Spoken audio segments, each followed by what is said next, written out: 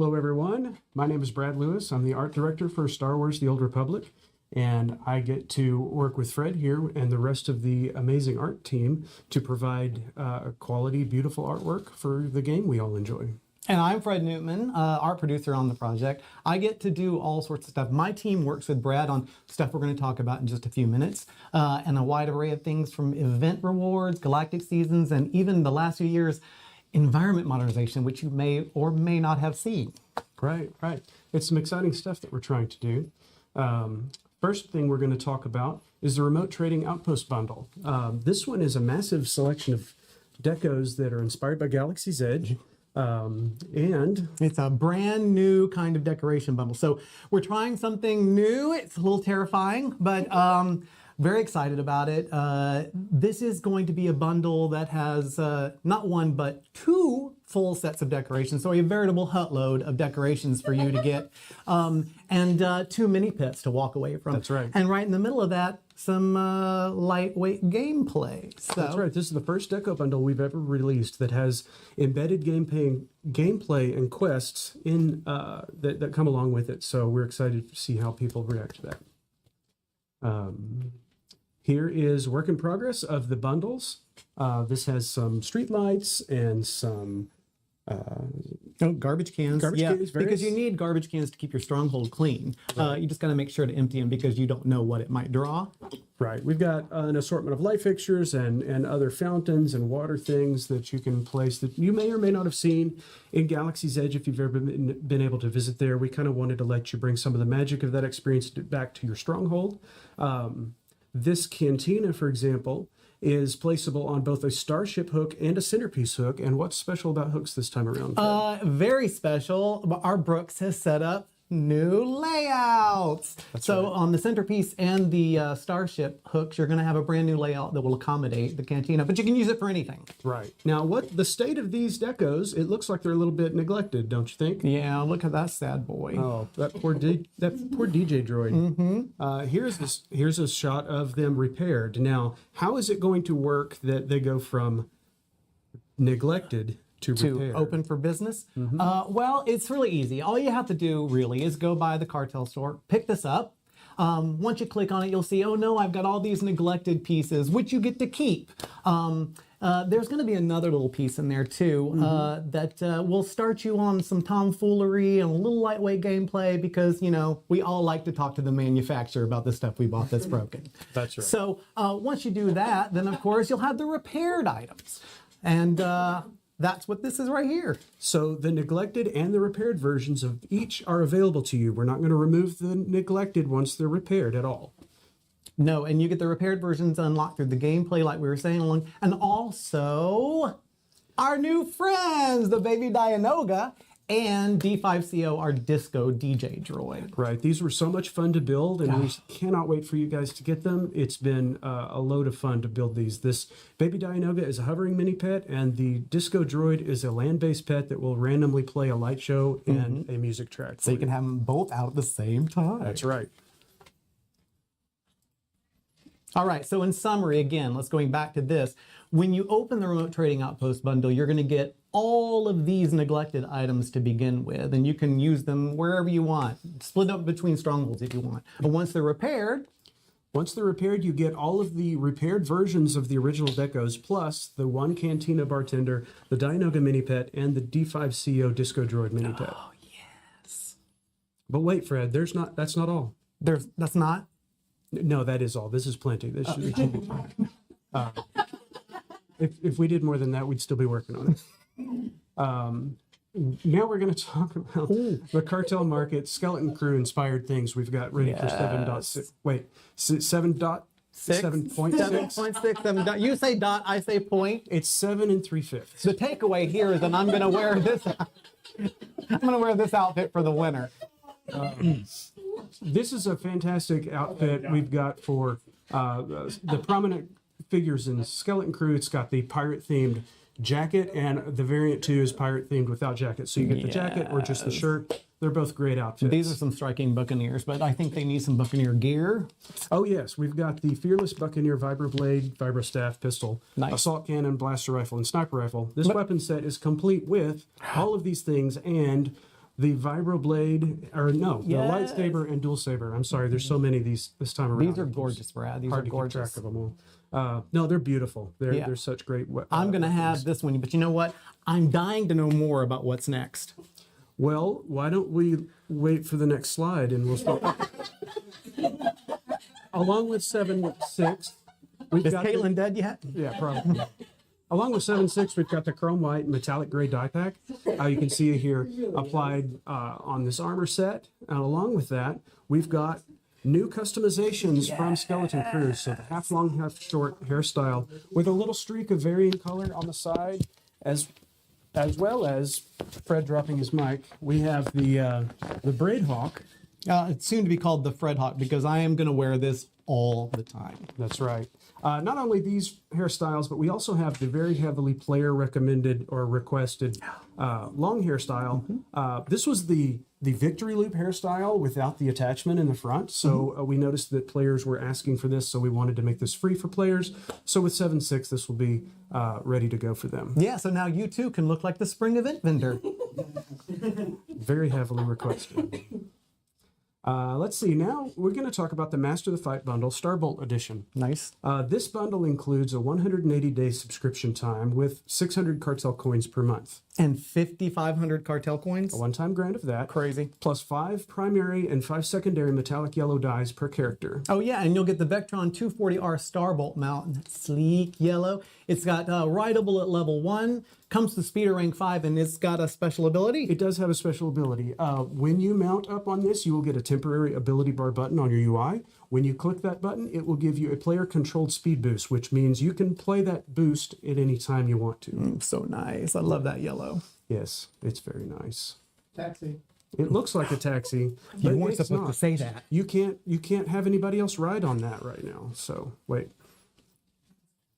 Anyway, the bundle will be available for purchase on SWTOR.com and Steam on November 15th. It will be available until January 14th, 2025. And the bundle's priced at $99 USD. That's a lot of bolt for your buck. Sure. Before we forget, here are the examples of the primary and secondary metallic yellow dies. Love it. Speaking of dies, we've got something we'd like to talk about. Die pack updates. That's what it says. The die packs in the game, we've had a lot of feedback about how die packs are purchased and stored and applied to the character, and we want to reevaluate that system. And so while we are doing that, and before that picture solidifies, we do want to go ahead and make the cartel market sale of 50% off all die packs starting November 14th. For real? When's November 14th? Is that today? That's today. The- 1 minute. These people over here tell me it's now. 1 minute, he said. 1 minute. Well, okay, well, wait a minute. Isn't this already long enough? Okay, for real. So we are trying to improve how the player experience is around die packs. So that's what our intention is. Until we settle that out, they'll be on 50% off sale. That's awesome, Brad. Why don't you take us home? Well, that would take a while, but anyway, thank you for watching. My name is Brad Lewis. Say goodbye, Fred. Goodbye, Fred. See y'all later.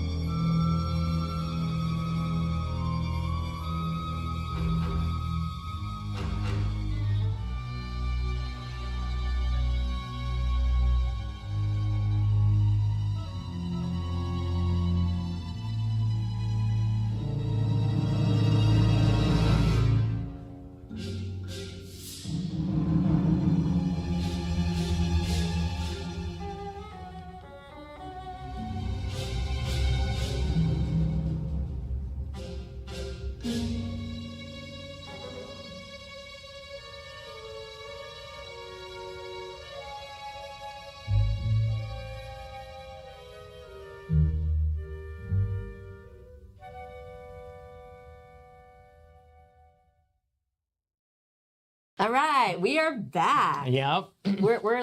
There's like 30 more minutes, and then you can get that Twitch drop. Oh, I was like, what are we timing now? It's 1:30 right now. Got it. I want to win my bet. Yeah.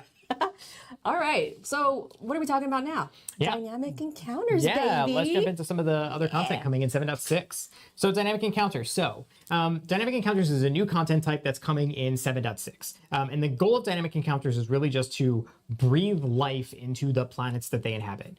So it's new types of adventures for you to experience all around the planets where they are. So you're going to find them primarily on Hoth and Tatooine, and you'll see examples of them in a second. But so dynamic encounters are the main ones are again on Hoth and Tatooine, and then there's a separate type called hidden chain invasions. There's special types of dynamic encounters, and they're going to task you with stopping Hedda Cole from being a big old jerk, as she tends to be. That she's trying to gather resources and people and things that she tends to do, and they're going to happen across a variety of places that I will let you discover on your own. But let's give you an example of kind of what dynamic encounters look like, kind of in action. So here you can see showing up on both Tatooine and Hoth. So here, again, you can see that there's timers on each of these. So the way that dynamic encounters work is when you're on the planet, you'll see them just kind of popping up organically. They can pop up in the spaceport through a variety of zones. And again, this can be the kind of thing of where you pop up in your spaceport and all of a sudden it'll be like, oh, there's a dynamic encounter that's here. And you'll see an example of these right now. So this is Road Gig. Ad gonk. Yeah, so gong. this is the second stage of one. The first part that you could be discovering is where you need to help this band kind of recover their musical instruments. And now the second part is take over a gonk and help them advertise their band. Make sure people come see them in the cantina. Waddle all over the place. Yeah. Gonk. Yeah. Gonk. You take gonk and you go gonk all over the place. Be like, come see my band. Gonk. I will say though that I did select some player favorites based off of the PTS feedback that we got, and you can carry little tauntaun's up a hill. Yep. And they're not puppets this time around. Right. And so the nice thing with dynamic encounters is there's a large range of what dynamic encounters can encompass. So it can be everything from, these are two non-combat examples. There's also a combat example. We'll show you an example in a second. They can be from fighting a lot of enemies to fighting more boss style encounters. And again, these are really just meant to show you, again, really just to kind of breathe life into these. So the example here being you fight some Gamorreans, you get a nice repulsor cannon, and then you whoops-a-doop the Gamorreans into a Sarlacc pit. Because they're testing these near the Sarlacc pit, I think, right? Yeah. So Yep. not a good time. Not a good time. So you got to take care of that. Yep. And so the question that, of course, will come to your mind is, well, why am I doing these dynamic encounters? I obviously want to earn some rewards. So dynamic encounters will fit into a lot of the existing game systems. So you'll earn, for every dynamic encounter you complete, you'll earn both tech fragments and conquest commendations. This will fit into some of the gearing changes, specifically augments, that Bryant will be talking about in a second. The hidden chain encounter specifically will drop armor pieces, notably hidden chain armor pieces, which we'll show you in a second. And there's also like rare drops, such as a special Lothcat, which we will also show you in a second. My son. Yeah, and there's more for you to discover as well. All right, what do as you these go look around. like? Well, this is the hidden chain armor and the electric gaze Yep. armor sets that will be dropping in pieces when you complete dynamic encounters. Yep. There are also mounts that are.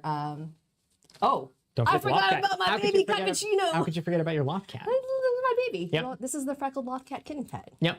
And then It's cute. to Jackie's point, one slide too fast, but there's also some mounts. So this is where I'm talking about that they fit into the other game systems. So there's going to be a whole host of achievements for you to earn. And a good example here being is that the Desert Sand Mount and the Frozen Peaks Mount are actually the rewards that you would earn for completing the Tatooine and Hoth meta achievements, respectively, for dynamic encounters. So if you complete those metas, you would then receive these mounts for completing them. So those are the new meta rewards for those. So again, kind of fits into the whole, all throughout game systems throughout the game as well. So that's dynamic encounters. Yep.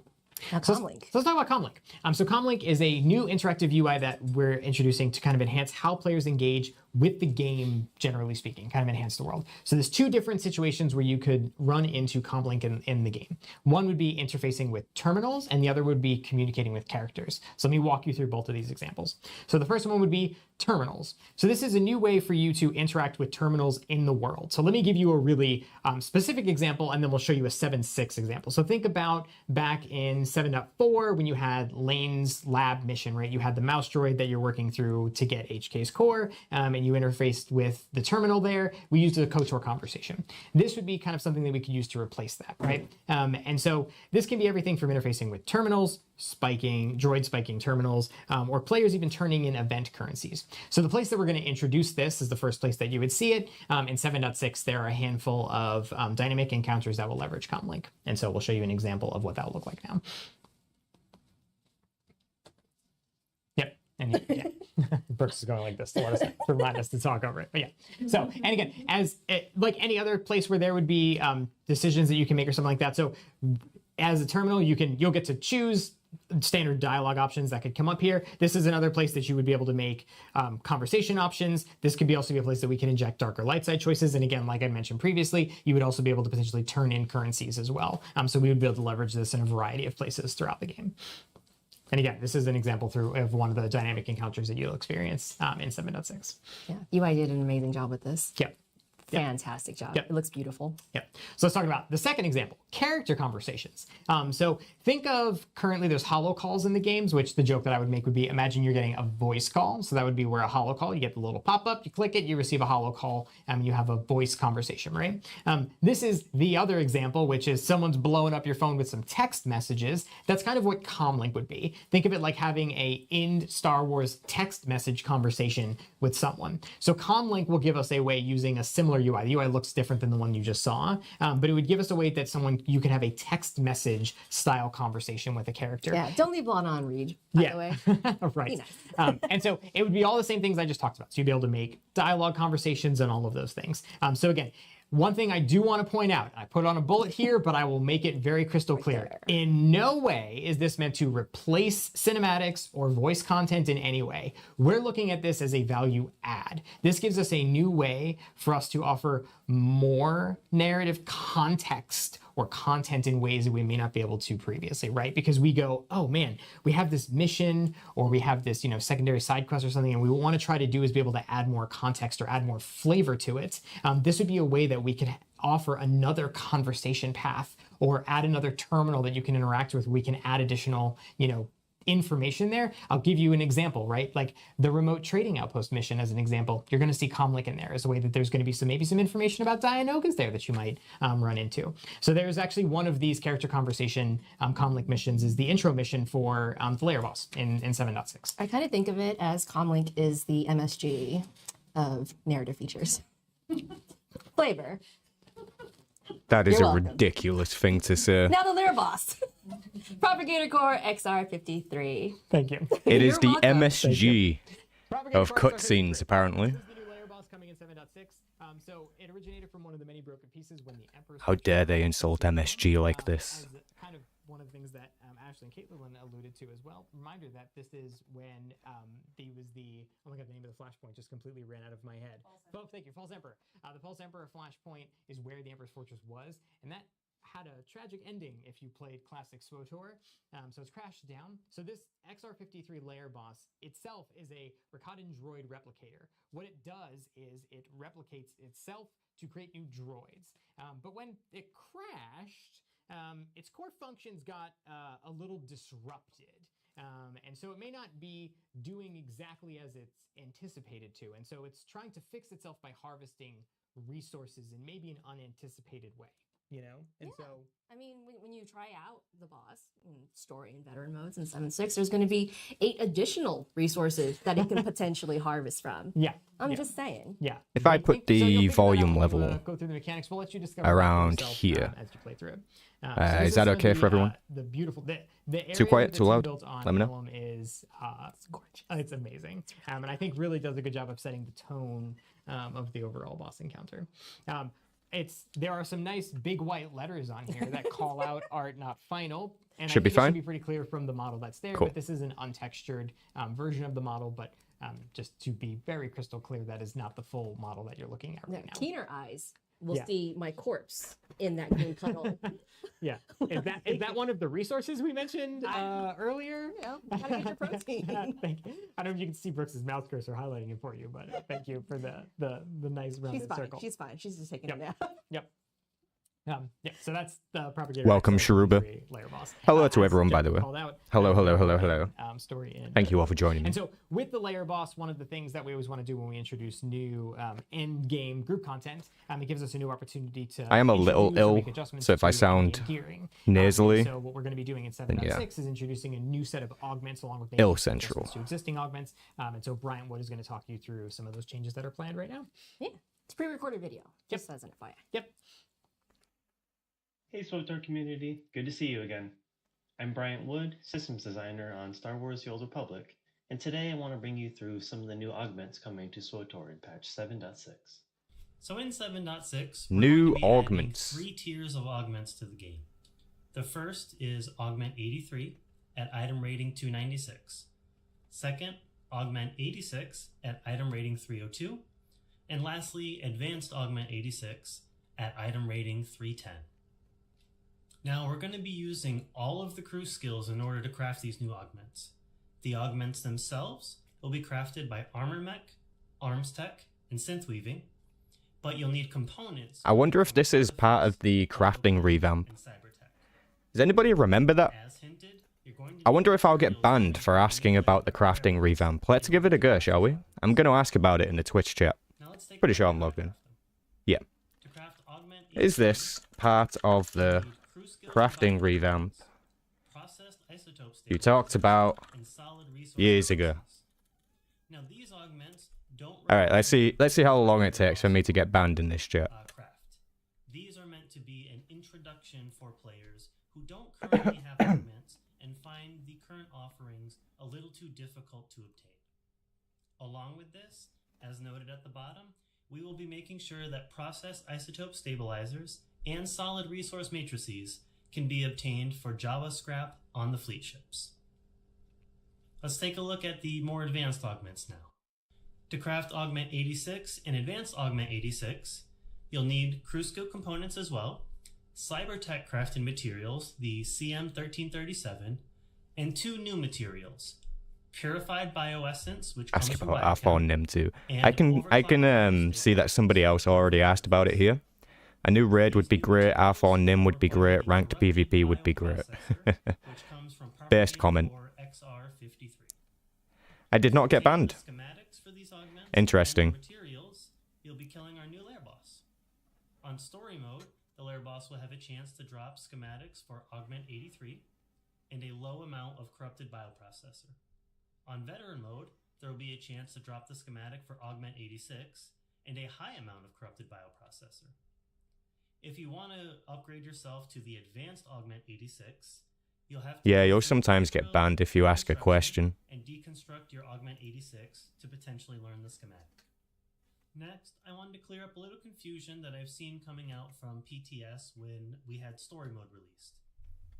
All of the schematics that drop are going to be completely tradable. You can learn them yourself. Schematics tradable, give them to drops, guild members, personal or loot, give them to CM1337 will become easier to obtain, veteran mode drops, more corrupted bioprocessors than story mode. Okay, that's just a lot of pretty basic stuff. That's kind of boring, to be honest. Whatever, new augments. It is what it is. 1337 will become easier to obtain. The details will come later. I'm not even and sure we'll if... let the community know. Are these new augments even necessary? Do we need new augments? Ah, whatever. It is what it is. Meat Puppet, my guy. Appreciate you, man. Thank you very much. Even though it's still possible to eventually get there through story mode. In summary, how do you get the new augments? Kill the new lair boss, collect your loot, and craft away. And with That's that, pretty simple. I'll pass it back to Jackie and the team. Thank you, everyone. All right, back to Jackie and Eric. Was that I the think cue for Brooks is us? pointing at us. Brooks is just Okay, pointing. I just have to say real quick that it seems like Brad and Fred, they now have a pairing name, like Yeah. team pairing Yeah, name. yeah. Brad Y'all are amazing. But also, that's so good. we also have to point out that they've also just been handing you objects. I don't know what you're talking about. You're I'm the XR53 right now. I'm just harvesting resources. What do you mean, sir? I had to point out for those who have watched previous streams that I hope that this is being given to Jackie so she doesn't just throw a fan at me mid. Throw's a strong word. It's a very strong word. Was a strong word. So dynamic encounters in XR53 have already been on the PTS for a few weeks. For those of you that have been testing it, thank you very much. It's been very super appreciated. All other the stuff that we're talking about today, from here to before now and from here to the rest of the stream, is going to be available on PTS. Ideally tomorrow, we're going to be standing up PTS as our current plan. Pretend there's an asterisk here. I just didn't put one because game development is difficult sometimes, but for all intents and purposes, as far as we can tell right now, we should be standing up PTS tomorrow. So keep your eyes out for that. I mean, again, everything except for the Galactic Thread story, because again, we never put story on PTS, will be available for testing then. And we want you to earn some sweet stuff for helping us. There's a lot. And so, yeah, do you want to talk through what these are? Yeah, sure. I'm just going to be pointing. I'm going to lean this way. So in order to get the first of many title, you have to defeat the Propagator Core XR53. Say that 3 times fast on story mode. Not going to. Get first among veterans, that particular title. Defeat XR53 on veteran mode. Yep. And then this whole bucket is basically just go play a whole lot of dynamic encounters, okay? Do it on a Republic character. Yeah, so if you don't have the Kai's Icon log mount or the Holo log mount and you want it, then you can go do the PTS right now, do 25 encounters on Imperial side, 25 on the Republic side, and you'll get those Lead the Charge title, I think it's called. And you'll also get the log mount and the Holo log mount. And the hilarious slow-moving log, which is the best mount we've made, in my humble opinion, the dumb best mount we've ever made. I love it. No, you don't agree, Brad? No, Brad says sure. Brad says sure. But really, if you do all of that, cream of the crop. All of the, I should specify, all of the dynamic encounter achievements. You do not need to do any of the layer boss achievements, but if you do all of the dynamic encounter achievements, you will earn the beautiful B1SAL mini pet, along with a whole host of other previously available PTS titles. B1SAL, inspired by our friend from Andor. Yeah, look at our baby. Yep. So, sweet boy. If you wanted to earn a bunch of the old previously available PTS and testing incentives, they're all available for you. If you already have a bunch of them, well, good news, do the dynamic encounter achievements and you can earn the new B1SAL mini pet. Yeah. I'll also want to say too that all of these will be available at 7.6 launch. Correct. Yeah. So they're not going to. So the new story update will be 7.6. You'll earn all of them when 7.6. I think they are going to talk a little bit about that. If not, they might have done that already. Don't worry, he'll do that when he I need to go over the beginning of the stream again because I missed like the first 10 minutes myself. The theme is Path to Mastery. It's going to kick off with 7.6 launch, and as per standard, it's going to run for 16 weeks. Yep, we have to clarify that because in previous seasons. Yeah, we had extended. Yeah, starting with season 6, we had extended the length a little bit. Before we get into the specifics, though, we actually have a couple of changes coming, starting with season 7. So first off, let's talk about pre-mades. So we wanted to start addressing some of the, I can't see chat right now, but I bet even as soon as I said the words PvP, probably someone in chat said pre-mades. So I'm going to check. They're actually doing so one of the things we want to work towards addressing that is the pre-made thing. No longer group for war zones in groups above 4. So that's the maximum group size you can group going into war zones starting in 7.6. And that's down from 8. And that obviously doesn't stop entire groups from queuing, because that's important. We do want that's to okay. be able to group when they're going into war zones, but it does stop things like 5, 6, 7. Is SWTOR coming to console, Meat Puppet?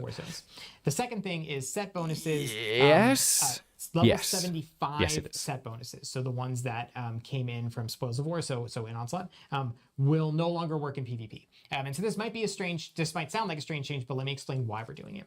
So this is kind of meant to target 2 things. This is either new players that are jumping into PvP under level 80, or a common place where players come back into the game is also under level 80. So that kind of PvP bracket that's under level 80. And what happens is there's a lot of people, there's enough people that are parked in that PvP bracket that have kind of twinked themselves by having really good gear and those level 75 set bonuses that are simply just way too powerful. Those level 75 set bonuses give you a lot of power in PvP. And so one of the ways that we want to address that is by removing those set bonuses and not letting them work in PvP anymore. And so this They is have kind of already? The addressed one of story is things that we've delayed? heard a bit of feedback in from what we've gathered, What? of just trying to stop that onboarding of a new player goes into PvP and they just get decimated through some of that power benefit that happens from those set bonuses. So they'll be disabled. Is going that forward true? Starting in 7.6. Yep. Again, I they'll need still some work in confirmation. PvP. They'll still be fine. They just will not work in PvP. All right. Talk about some of these rewards that you're going to be getting. There's going to be new armors. There's going to be new decorations. A new emote, Honorable Bow. To my dismay, is not a literal pork bun, but it is a very respectful gesture that you can make towards other players or in the middle of nowhere. I don't know. Do whatever. I'm not your boss. It's okay. There's a legacy title. Wait, go back. I threw him off with the Chashu Bow. There's a legacy title called Pathfinder. And then also your character name, Master of Paths. And the meta achievement title is called Seeker. Yep. Let's take a look at these armors. You got the Plume Scout armor, Plume Traveler. Awful. Those are on the reward track itself. Yes, I love that. The one on the one on the right. Oh, it's beautiful. I love purple. It's best color. You have Feathered Ranger, Feathered Huntmaster Yep. as well. And those are the ones from the vendor specifically. Yep. And then we have the Honorable Bow. Yep. It's very respectful. Yep. As pointed out, not a bun. Not a bun. Yep. And here are the Battler trophy, small and large trophy decorations as well. You can't really see the character, but there's a player character for scale. Yep. Because that trophy's huge. It's real big. It's gargantuan. Yep. Yeah, we can see how big it is. So We've that's it been in for, that stronghold before, you yeah, know. Try that. Take two. That's it for PvP. There you go. I got there. On to the holiday season. Winter. I don't even know. Brooks is losing his mind. On to the holiday season, which is Life Day. So it's our winter seasonal event. Oh, we forgot to put the date in there. So Life Day is going to begin. Oh, Brooks forgot to. Life Day is going to begin on December 10th, right? Correct? Confirmed? December 10th is when Life Day is going to begin. So pretend it says December 10th on there. We were going back and forth on the start date. We just forgot to put it in. So December 10th is when Life Day will begin. Amazing. There are effectively two things for those of you unfamiliar with Life Day, which is throwing snowballs at people to get snow-covered parcels, which is a currency you then turn in to get a bunch of different rewards, which we're going to show you in a second. And then you can just walk around and hug some Wookiees to get some sweet achievements. And so there's two new rewards, again, that are coming in 7.6. Let's show you what they look like. The first one is the Tursa G1F7 mount. Seriously. Give out some presents, spread some cheer when you're, doing dynamic encounters on Hoth. That's Does right. it flourish? And Doesn't even look that new good. ornate Life Day robes. These are apps. I'm going to be throwing so many snowballs at you because this is a robe that I So absolutely aggressive. love. I see. I just To get the want, rewards. I just want not the to robes. be not to be The aggressive. Ornate Life Day robes. They're beautiful. Now, I do want to preface that on the left side of this image, that is a default coloring of the robes. And on the right side is so freaking good. Is dyed with the Havoc Squad red and white dye. Yeah, line, yeah. which- Just as an example. Did she just drop an F-bomb? Did she just swear? Crazy. That's right. As of 20, I don't know, an hour ago. I don't know how long we've been doing this. I mean, I don't mind. I'm It trying. just caught me off guard, Well, right? sitting it down. You're almost by your Twitch drop. And so we have the best view and SWTOR finalists. Y'all submitted such beautiful shots of the 5 locations that were up, and it was very difficult selecting the finalists. But I'm going to be showing y'all a video, showing them off because I just have to because they're gorgeous. So. As previous contests, winners will be announced at a later time. And also the winners get special gilded frame decos of their winning image. That's right. And then whichever winners are selected, so the winners will get the gilded version of their deco, and then that a regular version of that will be made into a deco that everyone will be made available for everyone. That'll then go on the anniversary vendor, which will go live with 7.6 as well. Yeah, so that is it for me. We're gonna run the clip, and then when we come back, It's gonna be me and Papa Keith. yeah. So I'm gonna take my resources and head on out. Without further ado, here are the finalists. Okay, then.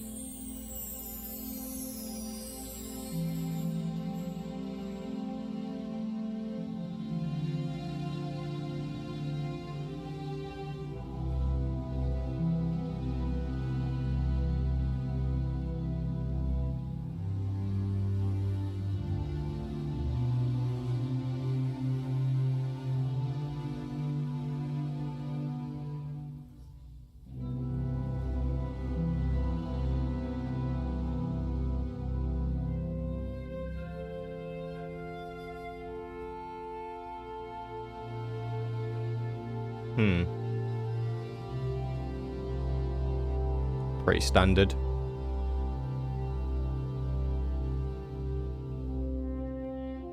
That's the best one, though.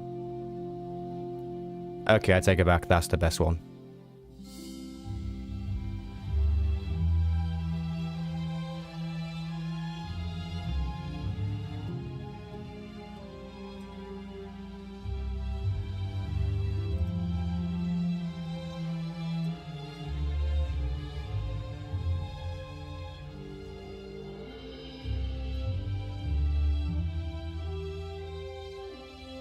That one actually made it in.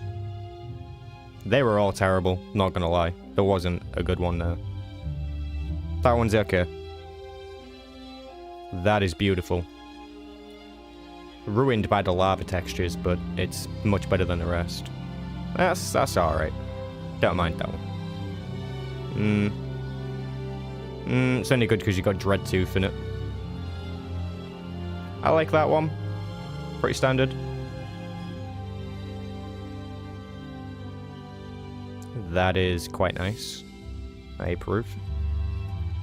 That is awful. How did that even make it in? That is also awful.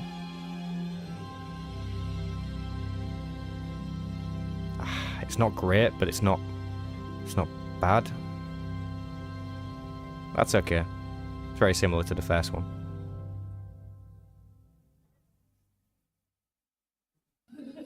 Are we back? Okay, sorry. Yeah. All right. We're back. Keith Yeah, we're and back. Eric. I think we are back. I'm only here the first time, so I'm not back. That's true. I'm just here. That's true. Keith is here. Who are you? I'm the executive producer, That's true. which means I get to look at all of this stuff and comment on all of it That is true. and have this stuff I have no idea you guys are going to say. That's true. Keith's like, I don't know what we're saying today. Amazing. That's great, though. You get to keep us in check and make sure that we don't forget anything, right? That's kind of how that Yeah, works. That's how it works. That's the idea. That is the idea. I love how they're just So dancing let's around wrap that. this up. But before we wrap it up, let's start with Mac Launcher update, right? So do you want to tell people? And it's funny because when I was over there before, I saw a bunch of people asking about this because we didn't actually have this in the agenda up front. So I know a lot of people were interested. Where are we with the Mac Launcher? Well, we figured do it at the end so I have something to say. That's true. There you go. Yeah, you've already recapped everything. I know. right? I So- guess so. Yeah. There you go. Unbelievable. Okay, so, all right, the Mac update. Yeah, Right. yep. We've been in test for a number of weeks, right? We got some great feedback from people. We opened up for a little bit larger test. We got even more feedback. We made some changes. We believe that we're either going to release it fairly soon or just open it to a wide audience, right? We got a couple more bugs we got to fix, right? But overall, it looked really good. I anticipate maybe in the next week or two we'll make a decision about how many more people we can add into the test. Okay. And after that, we'll just release it and make it generally available. Okay. Yeah. So again, our goal is to get Mac Launcher out obviously as soon as we can. Yep. Anytime anyone that's watched the stream before, if Keith could tell you a date this moment, I would tell you a date. He would. And so goal is to get it out as soon as we can. Ooh, So people we'll are have getting more updates banned the right in next front of us, couple weeks look. or so. Message deleted, message Alright. deleted. Let's recap this. Here we go. So we have more Twitch drops. I think we're at an hour, right? Are we at it? we just There we hit go. an hour. We hit an So hour. if There you've you been go. watching, you should get. So there you go. You got your first Twitch drop, and But we've got another 3 hours to go. You get your next there you one. go. We got it. There you go. So we got Twitch drops done. I don't Check think that anybody box. cares about the Twitch Galactic Grid drops. storyline again. We kind of talked through where that's going. As Hey, welcome, Ashley Goddess. alluded to, that's the one piece that is delayed out of 7.6, but everything else that we're talking about today is not, right? So let's keep that in mind. The remote trading outpost, crazy deck of bundle set that's coming. A lot of really like elaborate things that are in there with 2 different decos, 2 different full sets of decos, along with the 2 mini pets.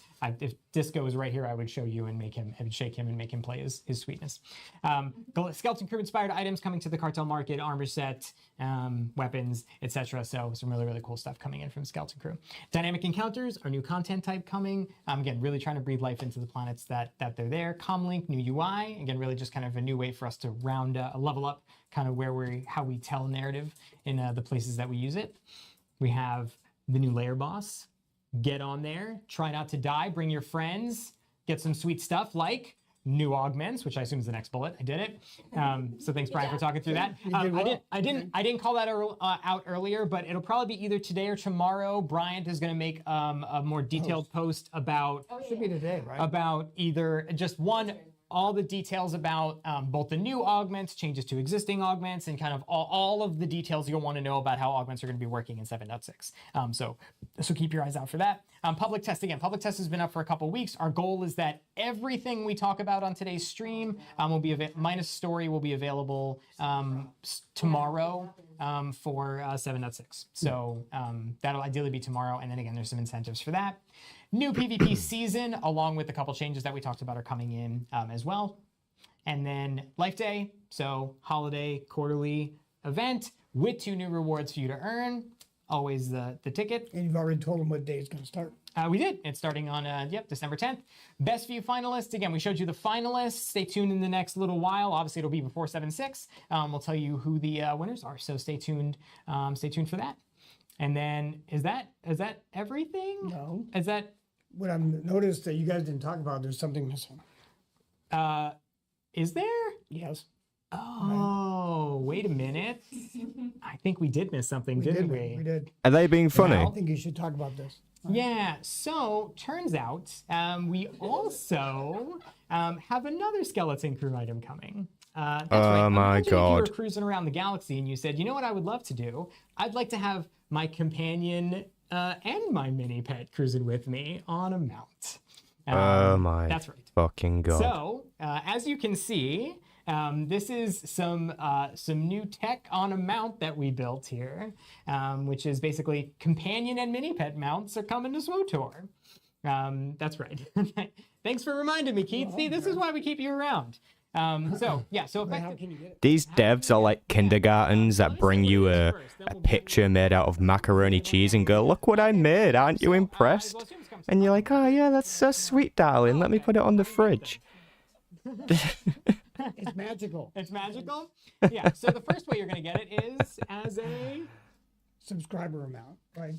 Reward amount. subscriber reward. How are you going to make a mount like that, but it's not one that other players can get on already? But reality is It's just got your companion on it and your mini pet. play the game, you want to have fun with it. So we're going to give it to you for every I mean, it'd be kind of cool if you could just do that with all of your mounts, but if you got to do that with this specific mount, then that just kind of sucks. I don't know. time in there. Whatever. As long as you are active on the day that 7.6 launches. Yep. So as long as you're So you'll get this for free if you're a subscriber, basically. It's a subscriber reward. right, you already have the 6-month. Starting at the launch of 7.6 for players with an active subscription. Then that works. And we Fair will enough. do this here. Yeah. So if you're a subscriber, basically if you're a subscriber on like the 29th, which I know you're going to ask me, is that before 7.6? November 29th is before 7.6. Hey guys, don't worry. If you like it, you like it. But It's not launching on November 29th. it is what it is, No, man. it is not in November. So it's probably in December. That's correct. It is in December. Yeah. So if you're help you out. if you're subscribed before, so if you're subscribed on like November 29th, you'll get it when 7.6 launches. Correct. And then if you subscribe anytime from there or after, we'll make sure you get it. might just need to relog or something, but then you'll get it right away. So again, so the first of these mounts is the Miram Cicada. Did you say that right? Miram Cicada. Again, never say it. Miram. And Okay. it's inspired by Message Skeleton deleted, Crew. you're right, Allows you goddess. to ride with your companion and mini pets. But the asterisk is what? There is an asterisk, right? So as an example, like Bessie wouldn't work with this mount, as you can see, because. Wow! I feel. Oh my God! I feel bad. Oh my God! I wanted her to sit next to me. Oh my God! I actually that was the most doughy eyed I've ever seen you in my life. Oh my God! That caught me off guard. I'm not gonna look at you. Yeah, Bessie will not work in this one. So there will be some exceptions in places where not necessarily all companions would work. So we'll give details for that specifically. But the nice thing is we tricked you a little bit, obviously, because we showed you some mounts earlier in the stream. from Dynamic Encounters, sure. which are actually mini pet mounts. So the two mounts that you can get from Dynamic Encounters, the Desert Sand and Frozen Peaks lifters, are actually mini pet mounts. So not companion mounts, they're mini pet Oh, mounts. come on. So those two, you can take your favorite mini pet and take them around the galaxy with you, which is pretty sweet. It's so lame. No asterisk to my knowledge on that one. Okay. But the other thing too, while we're talking about subscriber stuff, Who wants to use a load lifter when you have Wings of the Architect or the red grease sphere? You know? Yeah, big The issue I the have Wings of with Isaacs. servers, and people have stolen my Come name on. to different servers, and so Behave I want yourself. Something back, and so I asked the team, what can we do about removing all the unused or inactive names? They said, well, we could do a character name purge. I love it. Yeah. Make that happen. Yeah. So here's how it works. So inactive character names starting at 7.6 are going to come up for grabs. So here's how this works. Basically, if a character has not been logged into since January 1st, so basically, Shit. yeah, basically since this calendar year, they will be flagged for rename, and that name will then become available. If you are a subscriber, an active subscriber at 7.6, you're ineligible. So meaning that won't impact you at all. So if you don't have to do anything. you don't have to do anything, right? So if you have a Okay, character, that's- you're an active subscriber. Normally, I If you want wouldn't that tell character people to you subscribe, haven't logged in, but if you actually want to keep your name, you know, you just I would recommend just subscribing. I've been through this before when they've done a name purge, and I lost a couple of cool names. It's not worth it. You know, $8.99, whatever it is, just sub, keep your names, especially if you played the game forever. You don't want to lose your name. You don't want to have to log in one day and go, oh shit, I forgot. And now you have to rename like all of your main characters from the past 13 years. I would definitely recommend subscribing for that. Normally I wouldn't recommend subscribing, just for the record, but I definitely would with this. It's logging into the character on the server that Correct. you want to keep the name. Correct. It is correct. That is, yeah, that's very, very important. And as a part of that, what we're going to do, because I think there will probably be a mad dash to then try to get character names that you might want or something like that. The character name consumable item will then be 90% off for 1 week following. Good point, Caledon. Launch, just to give you more opportunity to rename those characters. And something just to point out that if it's going to be flagged for rename, it doesn't necessarily mean you'll lose a name. That is correct. Right. So if in fact you do sign on and afterwards, and your name is still available, you can still have that name. Right. If that hasn't been taken. So as an example, if you have the character name Keith and you log in, and it might show, oh, this it'll be marked as it's been marked for rename. You can just double click it and go, give me Keith again. And if no one has taken Keith on Sateel, which Keith probably would have, you can just get it back if no one's actually taken that name. But we will mark the character for rename to free it back up on that date. Correct. Yep. Now, I do have a question though. Yeah. Right. And probably they're going to ask, is this a one-time thing? Yeah, so right You did now, call this that is just pretty a well, one-time thing we're Capcurnian. doing at 7.6. Ideally, what we want to do going forward, because we know this is a question that comes up all the time, we want to make this something, some kind of ongoing thing that happens as some kind of rule or regular thing that happens either on certain updates or something like that. We don't have anything to announce about that today, but just know this is something we'd like to do in the future on a more regular cadence, because we haven't done a name purge in a long time. Yeah, so something we want to do more regularly. Okay. Yep. Okay, so I think we definitely now have everything for 7.6. I think we've talked about all the stuff that's changed now, right? Is that right? Is it, no? I still missed something? Yes. We have another slide coming up. Do we have another slide? We didn't tell you about it. Oh, we did. Okay. That's not true. I did tell them about it. Okay. Just get to it. Okay. The Axel Koi. I mean, you know it's coming up. Oh, I do. That's right. Okay. So yeah, okay. So the other thing that we've talked about a lot in most of our most recent live streams is Jesus Christ. planetary art modernization. And you may have noticed it's been absent from this stream, and it certainly is not absent from this game update. So you will notice a whole host of art modernization across Tython and Korriban especially. Those two planets saw some pretty, look at this, and well, you're welcome. So there's some pretty sizable stuff on Tython and Korriban, and then a bit lesser, but definitely also some art modernization across Ilum and Hoth as well. So, We always you're gonna appreciate the see, art stuff. This is always modernization good. On Tython, Korriban, Good to Hoth, see. and Ilum. Again, very noticeable on Korriban and Tython. That's where the brunt of the work was, but also some across Hoth and Ilum as well. So So really excited to. Might just be worth another playthrough on Korriban. So, again, just so beautiful. Again, there are some just crazy spots where the team just, especially some of the statues. I don't think that's the best Korriban and example stuff they've were got just, here, like, but you can see it it. is like it's astonishing. That's also not to see another some of great the before and example, but afters, again, you can see it a little bit. that are there. Yeah. Okay. All right. So I think this time we're finally going to stop being coy. No. Right? I have to tell them the truth. I think we have We to have actually- more for you. Yeah, I think we do. Yeah. And this is the last All right. one for real, though. What is it then? Maybe. So before we get to that, right, I want to point out that the art team has really spent a lot of time thinking about this. Yeah. Right. Yeah. So You actually alluded to this in your last producer letter. We had actually teed up that one of the focuses we were moving towards, just as a goal, was art modernization. And we've been talking about this in environment art modernization, right, but that's not what we're talking about. not this time. This time we're talking about characters. That's right. Right. This time we're talking about characters. And the Yes. amazing thing is, I saw, because I was watching chat, we were watching chat when Ashley and Caitlin showed the video earlier. Yes. And so I saw just like 3 or 4 Finally! people were like, Noticed it, right? they did catch it. It made no so sense to let's make talk new about this. characters And with then we'll show you, 'cause amazing, honestly, I unique think everybody's textures like, "Please, God, when show our me, characters show me, look show like me." ass. Now that I know that I'm looking for it, It's show me, about show me. time. Top line goal, because this is super important, was to improve the fidelity of your characters across the game.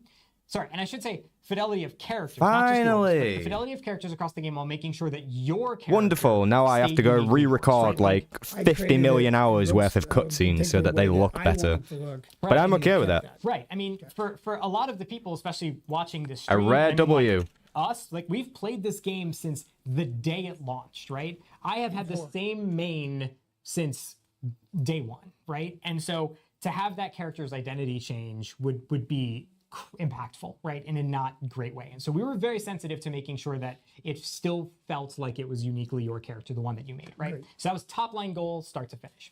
So the way we did this is we actually attacked it. Ah, from shit, you're basically right. There's 4 nothing there for pure First bloods. up, targeting character textures. Surely they'll be included though at some point. Character textures. Ocular specularity, which is the white soul in the eye, Eyes, and then lighting improvements and shader improvements, which I is don't know how to do shaders, which is though, you know, because skin it's kinda like- skin and hair, shaders? Yeah, skin and hair, Best I could do it. skin and Sorry, hair, guys. I know that's not what shader means, but when I think of shade, right? Yeah. which is skin and hair shader improvements. They haven't officially announced that they're going to do console, but I do have another video coming soon that's going to talk a little bit more about it. Miralukins, Miri Allens, Togrutas, Ratatakis, and You Zabraks. can't say that. I definitely am not saying it again because you could just read it. That's what's happening starting in 7.6. Obviously, our goal is to continue this modernization. So, ideally, we'll see more of that in the future. Everything else that's listed there, ocular specularity, lighting changes, and the shader improvements. Lighthouse, I actually totally agree with you. It might have been you that brought that up before as well, but yeah, cyborgs and cybernetic augments should be optional to all types of characters. Like, if you could have a Twi'lek with cybernetic augments or a Sith Pureblood with cybernetic augments, that would be awesome. That's a unique model. She wouldn't necessarily see these improvements. She would see some improvements from maybe lighting changes and stuff like that and shaders, but she wouldn't see the texture changes because that would only affect the player, anyone that uses the player characters, right? But I'm sure you're like, stop talking and show me. So I'll stop talking and I will show you a before and after example, right? So this is a good example because on the left, you can see that the character's skin is just plastic, right? But on the right, you can see there's defined texture, soul in the eye, very clear, lighting coming into them, But you can see it's the same character. But it's the same character. It doesn't feel like it's suddenly a different character. So This isn't the best team knocks example. this out of the park. It feels like in so many ways like it's a different game, but it's the same. We have been so stoked to show you this.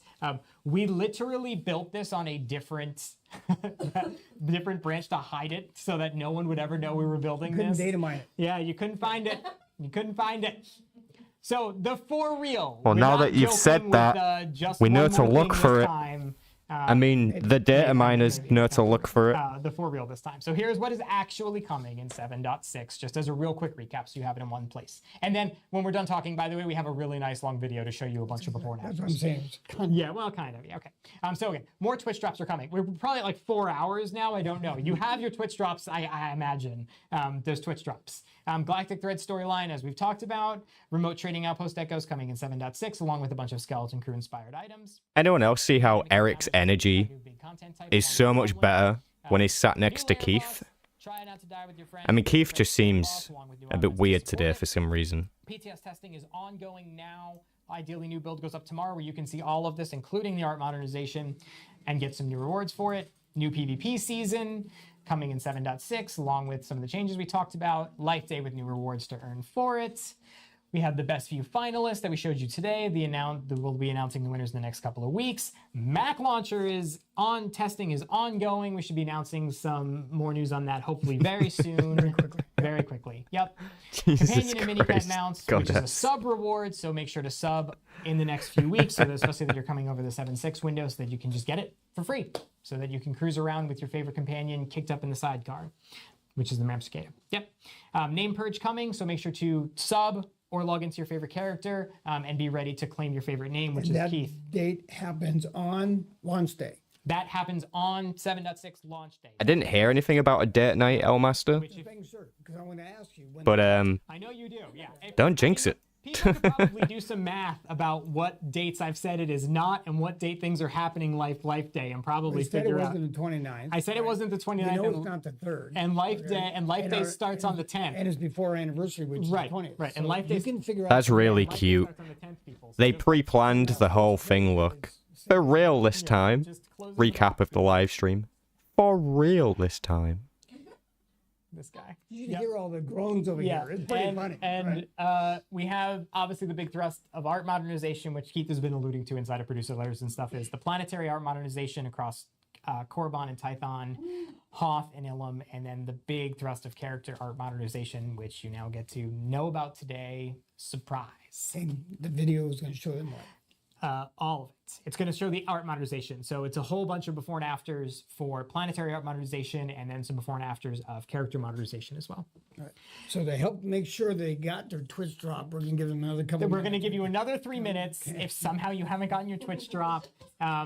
That is going to do it for all of us here today. We have been so stoked to finally be able to talk to you about all of this coming in 7.6. This is the big update that's like 6-point font right now with this bulleted list.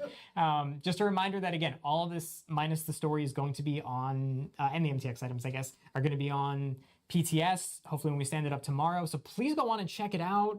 Let us know what you think. I'm eager to go look at chat and hope to see some all caps yelling at us with people being pretty stoked And about it. don't So- forget to log into your accounts, log into your characters, so you can keep your names if you care to do that. Right. Or easily just subscribe. I know I'm selling, but just subscribe, and then you don't have to worry about Yeah, any of that. and you'll also get the new companion mount, right? That's the only way. I'm glad he pointed out that he was selling something, because I was about to call him out for that. Thank you all. We've been So I'm glad he called himself out there, because that means I don't have We to. hope you enjoyed it, and thank you to the team for talking about it. Team Bread, Caitlin and Ashley.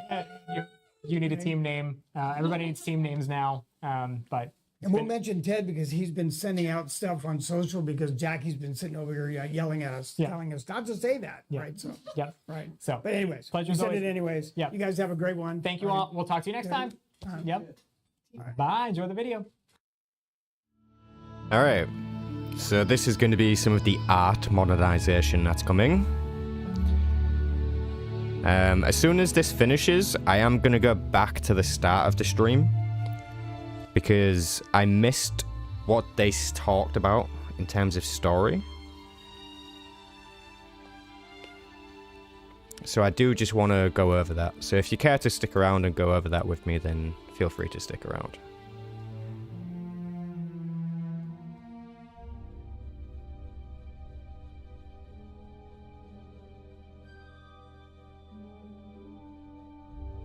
Yeah, it's a pretty good guess if that's what he went for. Well, actually, they've been up for 1 hour, 30 minutes and something. So I guess that's not right. But not a bad guess, though. Yeah, so these art modernizations are pretty good. And if you haven't noticed already, they said that they didn't want to tell you where dynamic encounters are going to be.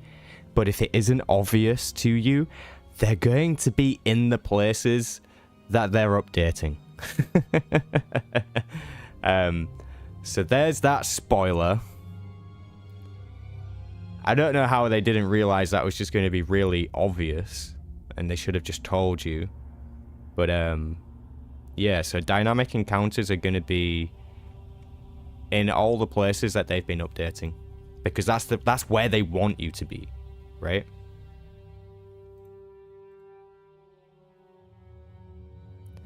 Yeah, this looks really good, though. I think I'm going to have to go through the Korriban planetary storyline again or something. Maybe run through all the world quests. And we'll upload a video or something. Just for the sake of everyone getting to see a very crisp, fresh-looking Korriban. But I wonder if it's better to wait until the character fidelity upgrades, because then it'll look even better. Interesting. Very interesting. See, that looks nice. That's a very nice shot there.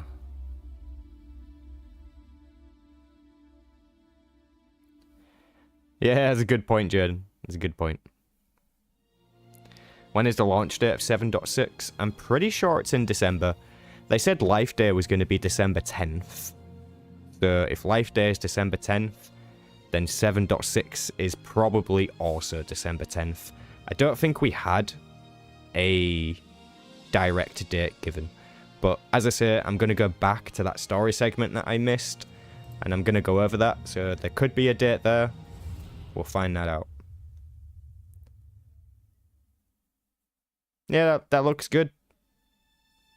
That looks good. So that's the end of it. I wonder if they're gonna host someone. SWTOR is live streaming. Who else is currently live streaming the whole SWTOR thing? Smirky1313.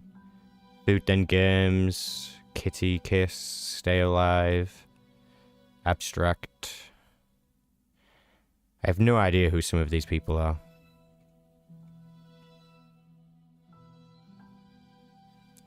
Yeah, I wonder if they're going to host any of them. Looks like a no, which is a shame. Just over 2,000 people here. This stream needs to end. Hurry up and end. So I can rewind you, please. Thank you very much. Also, if anybody doesn't want to stick around, I will be making a video on this. So if you want to come back and check out the video when that's ready, then feel free. You hate Life Day? Yeah. I mean, I suppose it hasn't really changed much since it came out. But there's 2 new rewards this time around. A mount and something else. I forgot what the other thing was.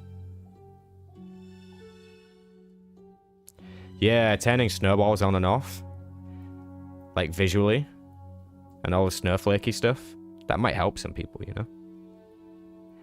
You've been a mint stream to watch, thank you. Hey, no problem, clone. No problem. Appreciate you joining us. Oh, come on, I want to be able to rewind this. Just, again, if you missed the story segment, I also missed it. So I'm waiting for the stream to end so that I can go rewind it. And then we can go over the story segment together.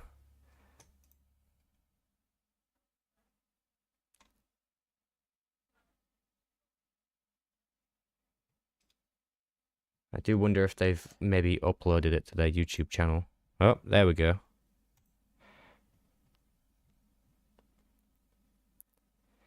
Here it is. 10-minute start time. First up, Ashley, the next 14 days from November 4th. From now on, there's going to be an active one for every dev stream. Shocked if somehow you don't earn this. Shocked. Yes, absolutely. Around until the very end of the stream. Quite a few mounts that are geared up for, like, I would say, like the next several years, honestly. So So the Amethyst, Opal, Volpatilla, or whatever it is, you can get that in Twitch drops. This kind of sets up the cadence for how Twitch drops are going to be working. Yep, you can still watch that hour of. All right, let's see here. Drops will be active every dev live stream, game update launch. Dev stream drops. Watch 1 hour of SWTOR content active for 14 days following stream day. Game update launch drops. I really don't care about the drops, I'm not going to lie. Catamel, Academic, Comlink, Propagator. Okay. Anyone who missed a thing about Comlink, basically Comlink is going to be a new way of being given missions or updating missions or receiving rewards. So rather than speaking to an NPC, you will go to a terminal that is completely text-based and select different options through the terminal, which will be a new way to interact with content. And they did stress that that wasn't going to replace cinematic story content, but we'll see how that plays out. So there is a segment, here it is. 7.6 game story content. Ashley Rule, Caitlin, Sullivan, Kelly. Narrative director and principal writer. Wasn't it just lead writer before? Now it's principal writer. I am the narrative director. God damn it. Now writer on Star Wars: The Old Republic. All right, here we go. Hello there. I am Ashley Rule. I am the narrative director on Star Wars: The Old Republic. And I'm Caitlin Sullivan Kelly. I'm the principal writer on Star Wars: The Old Republic. Wait, what's that, Celadon? Back up, there is something there to point out to you. What was you referring to there? So today we are here to talk to you about the Galactic Threads storyline, the next chapter in our saga here. You see, there's have to be active time. Important to point out that this is the time of the year that they can boost their login average. Oh, I see. That's very sneaky. Now, first off, top of this, we just want to say, spoiler warning.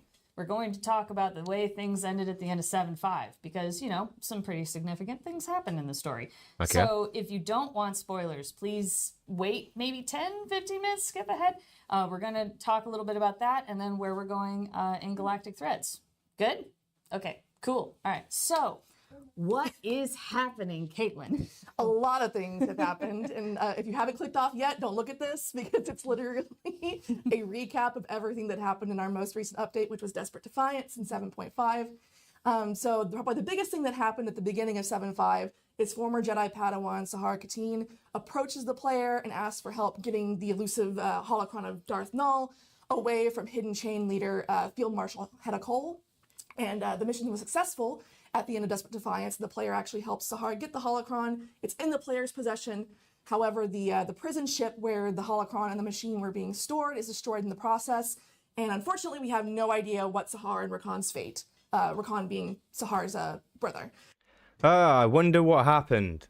I guess they survived, right? And they'll be back, obviously. Oh no. Who could have guessed that? Such amazing writing. Okay, so we pretty much already know what happened. So we can safely just kind of skip ahead here to what's new. Track down Shea Vizsla and Darth Malkus. I think that's what the clip is that we have today. Is We have a little teaser clip from the beginning of Galactic Threads. So sneak peek of that. take a look. All right, sneak peek. I'm down. Show me. You're sure it was them? Entirely. This particular hidden chain strike team had been harassing a nearby settlement for some time. The residents were very eager to tell Theron everything they saw. Then we need to move before they can... Shay's flagship. It must be the Arbiter. He took command of it after Shay disappeared. Stay alert. This could go either way.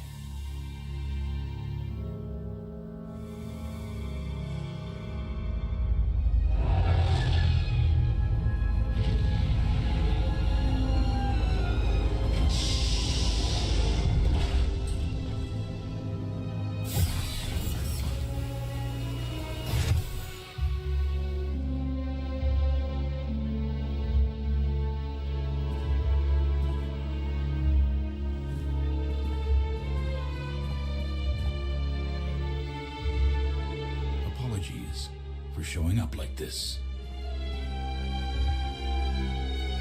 This isn't the way to do things, Jakaya. Not after everything you let happen. I know that. Under less dire circumstances, I would have taken that into consideration. As a show of our support and our commitment to this partnership, we're here to help put an end to all of this, however we can.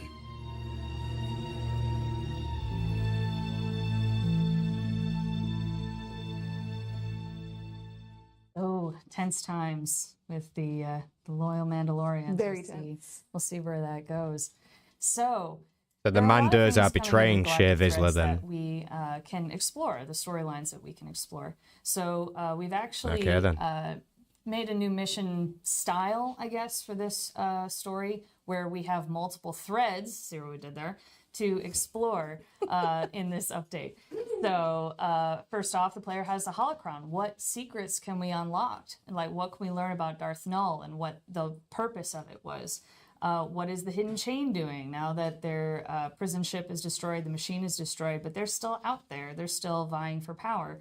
And what is Malgus's ultimate goals, and what is he doing with Shea Vizsla? So this storyline has multiple threads that you can explore in different orders, and a lot of companions along the way. So there. When Legacy of the Sith released, it was, oh no, what's Malgus doing with this random holocron? That was nearly 3 years ago. And now the next update is, what's Malgus up to with Shea Vizsla? And someone in the chat was asking about what's wrong with these people being the lead writers. I just want to point out, it has nothing to do with their gender or anything like that. So to suggest that it's because they're female in any way, and anyone doing that in the chat, I'm just saying that's a little bit ridiculous. What I will tell you is that these two people, since they have started working on this game, we've had nothing but pretty boring, still story content. It has nothing to do with the fact that they are women, but they are pretty bad at writing story for this game. I'm just throwing that out there. And that's been quite evident over the past couple of years. Effect and stories you can tell. So we are going to go through a couple of the characters that we'll see in Galactic Threads. Yeah, as Ashley mentioned, there's going to be lots of different leads to follow up on in this story update, and as such, we're going to need some companion characters with a wide variety of expertise, I guess you should say. So we're going to see a lot of familiar faces, but a lot of varying faces as well. As you saw in the story teaser clip, we have Jakaya and Ras Ordo joining us again.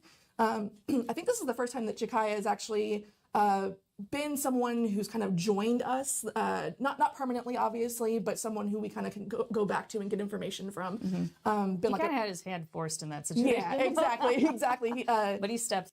Just to add a little bit more context for anybody there, just in terms of the writers and stuff, because I'm sure if you've played this game in the past, you were used to seeing a bearded guy who was usually the writer, and that person is Charles Boyd, and he no longer works on the game. In fact, he actually moved to a whole new game studio. I think it was like an indie game studio or something. But that guy was an absolute gem. He was the original writer for things like the Trooper storyline, and he played a big role in Rise of the Hutt Cartel, Shadow of Revan, and an even bigger role in the writing of Knights of the Fallen Empire and Knights of the Eternal Throne. And he basically helped set up the story for Legacy of the Sith through Onslaught. And then obviously when Legacy of the Sith finally came out, the torch was kind of passed over to these new people. I say new, they might not have been necessarily new to the team, but they're certainly new to the position that they are currently in. And just, yeah, as I've previously said in the stream, they're not the strongest writers we've ever had. And to be fair, that they are trying to fill some pretty big shoes. We've had people like Drew Karpshin writing for this game. And when you're trying to keep up with somebody like Drew Karpshin, yeah, that's not easy. Let me tell you that. But I can also confidently tell you that these people are not the strongest writers that we've had for the game. It's hard to tell if they are held back by the actual game's resources, therefore they've had to go with this kind of dragged out storyline. But even if that is the case, they could have at least made it enjoyable. And for me, it's not really that enjoyable because of how dragged out it is. You know, it's unfortunate. It is unfortunate. Let's continue. He steps up kind of and occupies the space where Shay used to be. He's the arbiter of the current loyal Mandalorians, which kind of made him Shay's second in command. Sorry, her right hand man.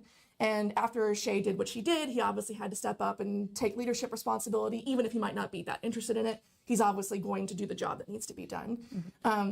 His younger brother Ras is going to be joining us again as well. We fought next to him in a boots on the ground capacity several times on Runuk. Actually, let me end that context on a more positive note, because I don't want people to think that I am hating on these two Pacific people. In fact, if anything, this person on the right here, Ashley Rule, I think her name is, I think she's the main source of where the terrible story comes from. So I'm not going to put all of the blame here on Caitlin. Some of the blame is maybe in there, but definitely not all of it, because this is the person that she answers to. This is the narrative director who gets the last say on what will happen, on how the story unfolds, and how the episodical... Yeah, we don't need to get into that. But my point being that this person here on the left, Caitlin Sullivan Kelly, actually helped to write the game update known as Echoes of Oblivion. Now, in my opinion, you might disagree. That particular story update, 6.2, is what it was. And again, Caitlin helped work on that. That particular update was phenomenal. And in my opinion, again, you might disagree, it is the best story update we've had for this game in a decade. By far. It's not even a close contest to anything else. It literally beats everything. It beats everything. It really does. It's the culmination of like a story of 20 years, you know, from the original Knights of the Old Republic, 2003. So that was a big thing. That was a big deal. And Caitlin was a part of that. That's huge. That's huge for anyone. And she deserves huge amount of respect for what she did in that. So with that being said, she is capable and has the potential to write amazing story. She has that potential. Recently on Port Nowhere and Chains in the Dark. And he's going to be, he's obviously not very happy about what's transpiring. It's harder for him to hide how he feels about this whole situation. Yeah, he's not leading people, so he can be a little more blatant about what's happening when it comes to his emotions. He's obviously not dealing with it well and struggling a little bit. So we're going to explore that a little bit whenever he joins the player on one of the missions. Arn Peralin is going to be joining us again, the Jedi Knight. Player has kind of been following his journey as he's gone from a Jedi Padawan into his own as a Jedi Knight. Most recently, we saw him in Desperate Defiance at the end when he was kind of checking in with the player after the player succeeded in the mission in the Hidden Chain prison ship. And we also got to work alongside him very closely on Ori Mantell during Chains in the Dark. And we've kind of presented Arn in a way where he's been very interested in history, and he's been helping the group in the Republic that's been researching the history of Darth Nul and what she was about, what she was up to. And because he has that sort of expertise, he is a perfect fit to come and join us as we kind of look for more clues about Darth Nul's history. The flip side of Arn is Major Anri is coming back. Since we saw her on Manon, she has had a bit of a promotion. She is an attaché to Darth Krovos and kind of working as another liaison between the Players Alliance and the Sith Empire hierarchy. She comes and joins us on a mission, not to really keep an eye on us, but to offer a helping hand, offer some input of things that are happening within the Empire, and ways that the player's relationship with the Empire is kind of changing and evolving. She'll be there to kind of give those hints. And she always brings her own snark. Yep. we're still hunting down hidden chain Mandalorians, and who better to help us there than Akavi Spar, who cannot stand the hidden chain Mandalorians. And she's obviously You know, had Major listed Anna the is ranks growing a on little me. bit as well within the loyal Mandalorians ever since she Wasn't got really a there. fan of her at Since first, she but helped the player, to be honest, I think she's one of the more hunt down likable characters, different aspects of Hedda Cole's hidden chain. She's very loyal especially to amongst Shizla like the and options for by the extension, Empire, right? Jakaya. Like So Jakaya kind of Rivix. tasks Really her don't with like helping the player Rivix. once more in one of the missions. No, Durgu, I didn't So, really a like little bit more Henry that much archaeology in the this first time around. update. Last we saw Taylor Strelick was during Digging Deeper. He was present at the ruins of Darth Maul's temple on Elam during the dig. Not much has there. changed then, They were Durgu. trying to get deeper into the temple after Malgus kind of brought everything down. And in this update, we learned that he and his team had a little bit of luck. They've breached part of the ruins, and we're going to go look into that a little bit with Talos' help. It's always a good day when Talos shows up. Yep. So we're going to go explore the ruins with Talos. That's awesome. And last but not least, we have Lana Benico. For most of the update, Lana's going to be acting as kind of holding down the base of operations for us, giving us intel for the leads that we're going to be looking into. But there is something that happens that makes her say that she has to get out there into the field out of the kind of administrative capacity that she sometimes holds. And you know, if it's something bad enough that Lana needs to get her lightsaber out and go into the field, it's probably pretty bad. So she'll be joining us for that particular mission. Yeah, it's always great to see Lana come back into the field and Show off her work with Sith us. skills. Oh yeah, yeah. Yeah, and I think also as far as locations go, these characters that we just saw, that we just described to you, are going to be joining us all across the galaxy. We're going to be taking a look at Hoth, Tatooine. We're going to be going back to Elam, as I mentioned before. And also there are some rumors abounding that some Alliance members may have discovered the ruins of the Emperor's fortress on Elam, which, if you'll remember, during the Battle of Ilum storyline, was the stealth spaceship that belonged to the Emperor that Darth Malgus then took for himself when he rebelled. It crashed to the surface, and the player and their allies can locate the wreckage. Who knows what kind of secrets they may find in there. Yeah, it's really exciting stuff if we can find it. And Just so you know, Malgus's plans are. just so it's clear, nobody knew it crashed to the surface. Or at least let me clarify. The only people that knew about it crashing to the surface are the people that actually paid attention to the codex entries and the little speech bubbles that come up in the chat box.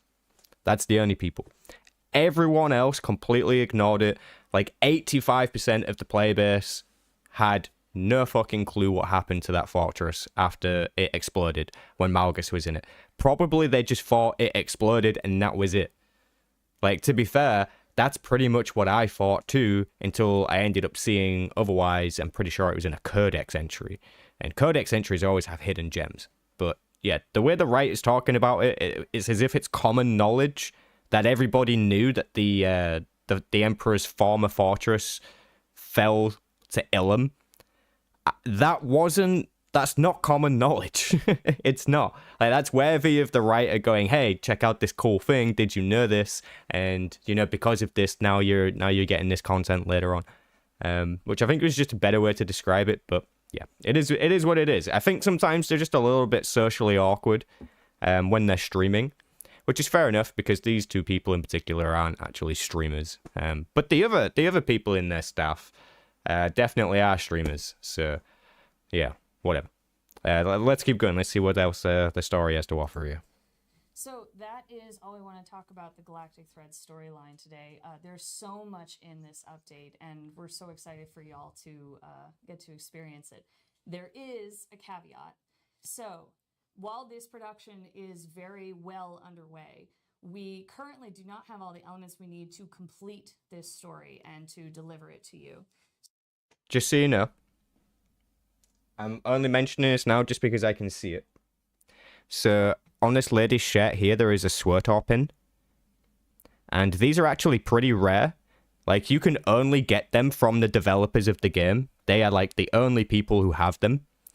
And I have one. And it's still in its packaging.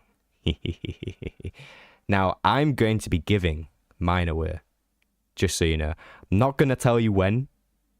But at some point, I'm going to give mine away. And you can do whatever you want with it. You can keep it as a little collector's edition thing. But yeah, this little pin thing here, super rare, super collectible. And at some point, I'm going to give mine away.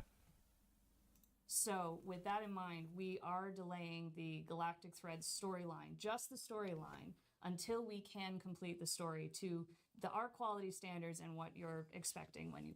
What? What? Why are you delaying it? I already waited 6 months nearly. I already waited nearly 6 months. There's no way you're delaying it. What are you doing? Why? Why? For how long? How long? Tell me how long. Play the story. So the moment we have everything we need to finish this story, we will get it in your hands. But we're very excited for you to check it out. There's so much here, and we are very, very happy to give you this chapter. But that is the only part of 7.6 that is going to be delayed. There's a ton more stuff that we have coming up in the stream, and really hope that you'll take a look at it. So with that, Caitlin and I are going to jump off, and we're going to hand over the mics to... What? Delayed story. Indefinitely. No release date for the story. How do I fucking feel about this? I really don't know how I feel about this. We've already waited like 6 months. Six months. When was the last one? It was... Was it April? When was the last update? I'm gonna look. Somebody remind me. Unless I see it first on here. The 29th of May? The 29th of May was 7.5. So we've waited... Ah, God damn it. We've waited for... Let me bring everything back up. Jesus Christ. We have waited...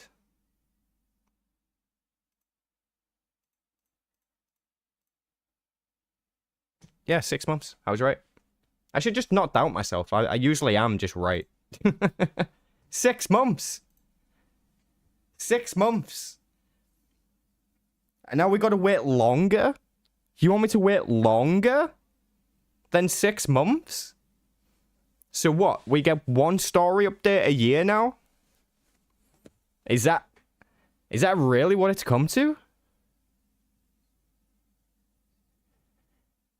I mean, is it really that bad? Is it really that unprepared? I'm conflicted about this. Okay, normally my end opinion on this is I reserve it until I see the content. But I can't help but be a little irritated by this. We've already waited so long. This is why I hardly play anymore. I feel you. I feel you. Surely it can't be that bad, right?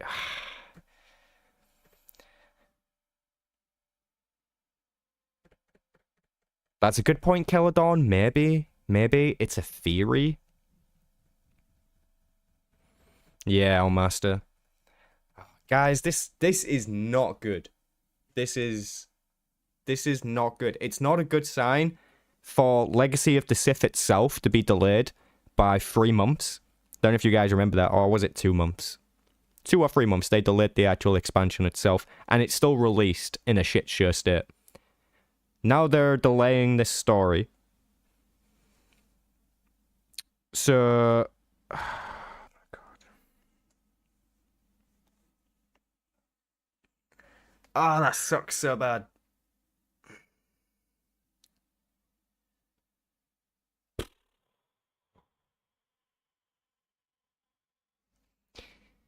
Do you know, as well, like, even just from a business standpoint for myself right now, like, I had a lot of stuff planned for the YouTube channel for when this new content came out, and this just throws a spanner in it. So there's a couple of reasons for me to be annoyed. So, like, before anybody in the chat starts being like, oh my god, you're not getting the story, you're so entitled. Like, yeah, shut the fuck up. I already know, okay? It's not like that. We've waited for this story since the expansion came out in 2022. February 2022. The story has not moved. We're now at the end of 2024, and we're being told the story is delayed. It's crazy. It's crazy. Could be because of voice acting strikes. That's probably, I think, the only credible point we have. Could be. It could be that. But they already said that they were going to pull back on the voice acted content, insert more KOTOR dialogue cutscenes, so that they could keep pushing these updates out on stay on a schedule. So the devs are just constantly inconsistent with themselves. They say something, and then 3 months later, they don't do it, and then they do something else. It's just such a strange system. I'm convinced Broadsword Studio consists of 3 men and women working in a basement. Maybe. Who knows? Who knows? Okay, so we saw the rest of the live stream already. The very next segment is cartel market stuff, so we're definitely not going through that again. So that's pretty much everything we went through. We've pretty much gone through everything on the stream now. What are we on? What's my elapsed time here? Hour and a half. Okay. Based off their body language, they are changing what they wrote. I mean, she gives it away.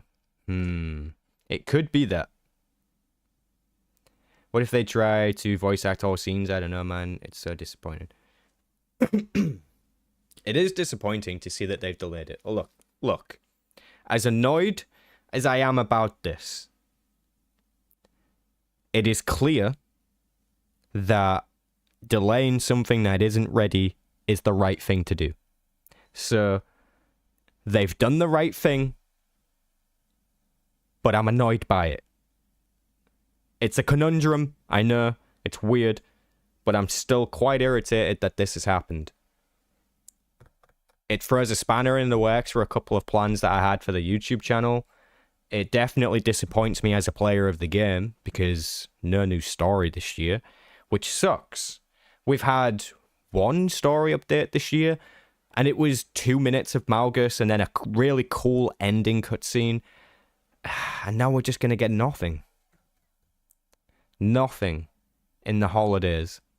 We always get something in December that's big for the game. Usually there's a big update in somewhere. But not this time. Not this time.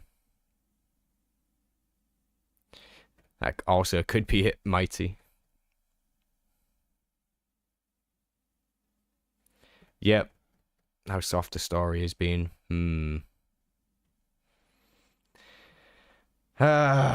Super annoying.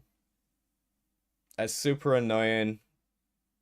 At least they've told us. I think it might have been good to tell people this much sooner, but I guess it depends on when they decided to do that, right? Interesting. Well, hopefully the story content isn't going to be delayed too much, because this story really does need to wrap up. To be honest, what I'm actually thinking right now is that it could be the case of maybe they haven't put enough into this update, and they are anticipating the response, and are maybe just trying to polish it up more and add more to it, or something. You know? It's probably quite likely that they've played a slice of it themselves, gone through it, and then said, hey, you know, if I was a player and I played this on launch, don't think I'm going to be happy. And if that is the case, then fair enough. That's probably for the best. That's a good thing. We're definitely going to have to wait and see. But again, that's quite irritating and annoying that we probably won't get more story this year. That sucks. Sucks a lot. Sucks a lot. How much does it cost to change your name and character display name? Character name changes are like 1,000 cartel coins, I think. Let's have a look. Let's check. Let us check, shall we?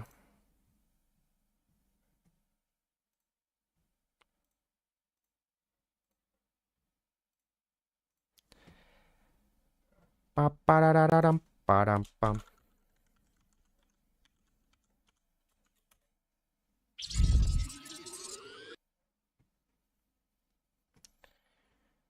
Also, big thank you to everybody who joined me today.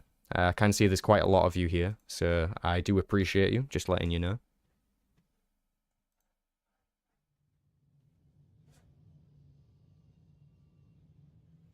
No, I'm not looking for the PTS stuff. I'm good. I've already played the PTS anyways. I don't think I want to play any more of it.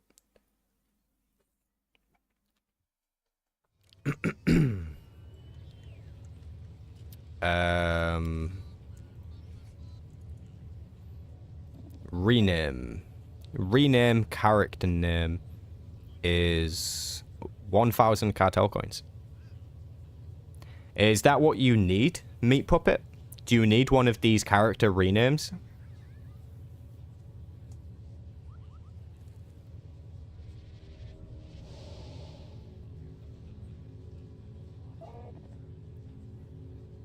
Hey, at least we're getting content. I don't know if you heard, Frankie, but they're actually delaying the story. So technically, I'm not getting any content because I'm not going to play any of the other shit they're releasing. I play this game for story. Like, the last time I checked, this was a story-driven MMO. So technically, you're wrong. Not gonna lie, the character texture overhaul sounds like an absolute kick in the balls for people who spent time making their characters as they want, with appropriate slides.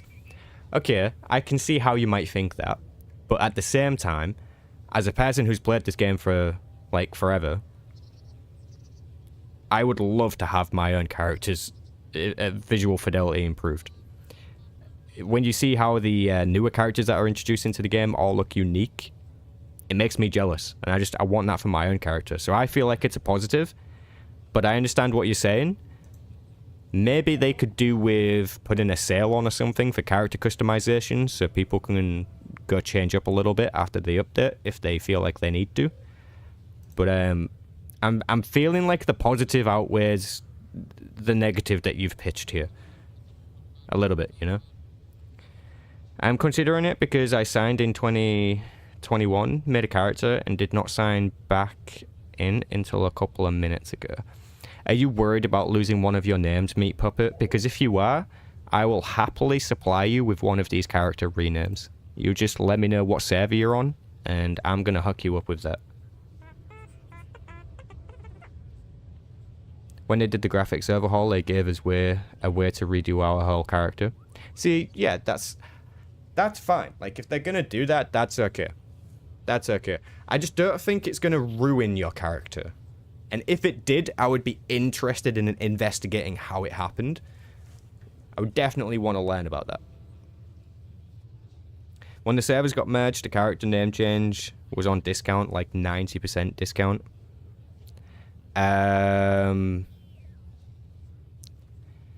Yeah, that's true. It's probably going to go on discount very soon.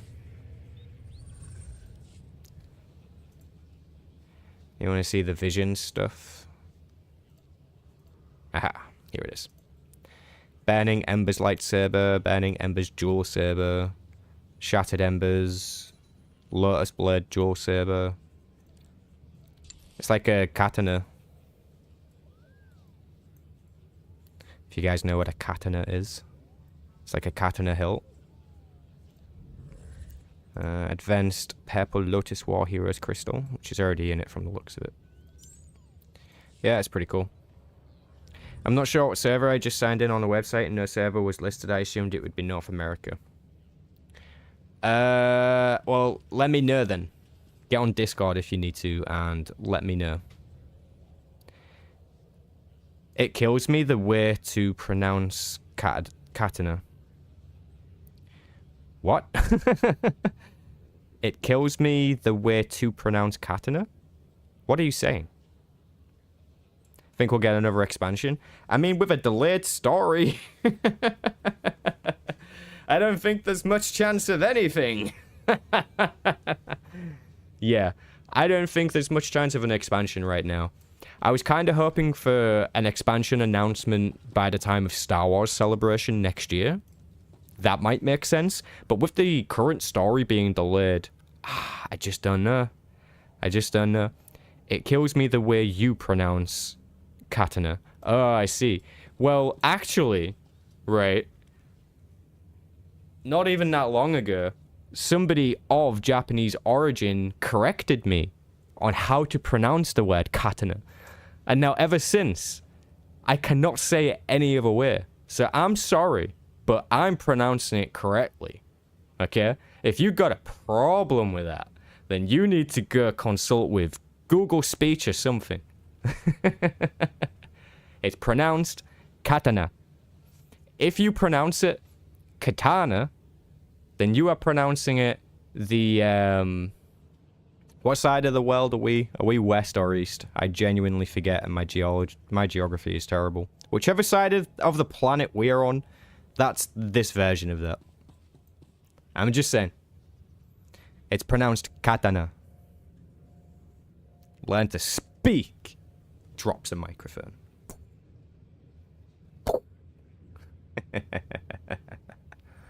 Alright, anyways. This was only meant to be a reaction stream to the dev stream. Duty, honor. The Imperial Well, shit, learn something new every day. Damn right. Damn right. If you have a problem with Sam's pronunciation, you're just a bigot.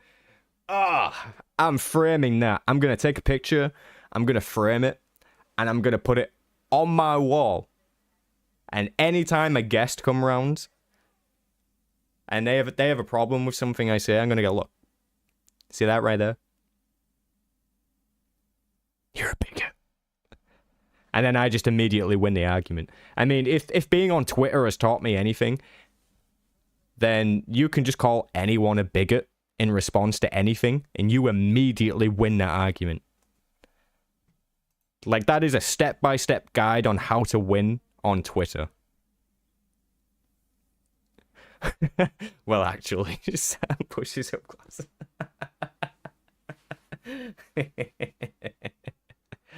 I do love it.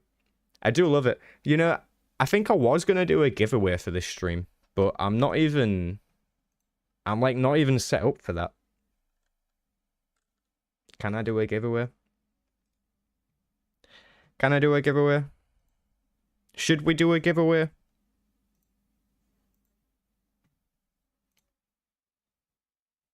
What can we give away? You're going to be 23 on Tuesday? You're getting old? Jesus Christ. Don't tell me you're old at 23. Twitter people aren't real people. Wow. That's, to be fair, that's probably true. 50% off on dyes. Okay, shall we give away some dyes or something? Okay, let's give away a dye to someone. But, just so you know, I'm not set up to do a giveaway. So it's just going to be a first come, first serve type thing. So the first person to tell me what dye they want, followed by their server, followed by their character name, followed by their faction, into the stream chat. Literally, the first person to type it into the chat. I'll send you it. I'll send you it. It's that simple. First person to do it, give me all the information in the chat. Whatever dye you want. Any. Pick any dye. I'll send you it. Any server. Considering the amount of bots on Twitter, that's pretty true. Half that site literally isn't real. True. True, true, true.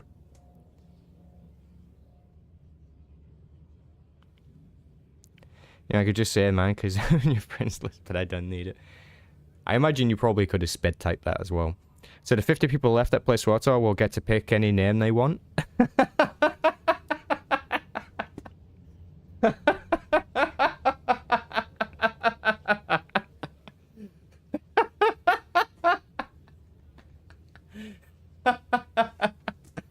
Oh, man.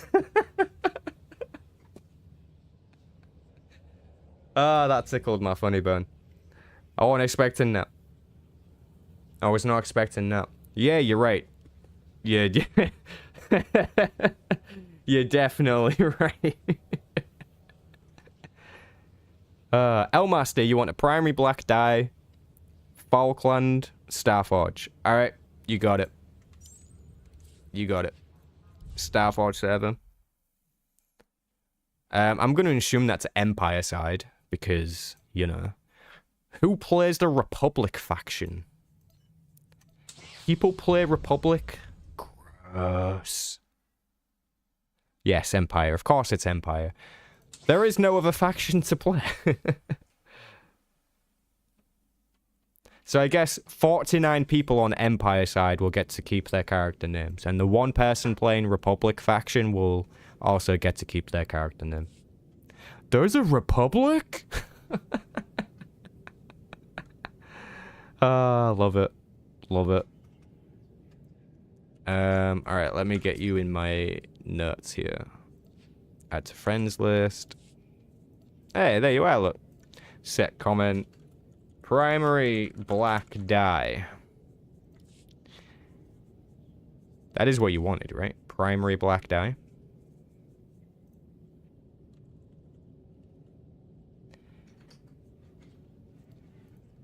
I think it might just have to be black, you know? Not that that would be a problem, I imagine. Yeah, there is no primary black, I don't think, straight up.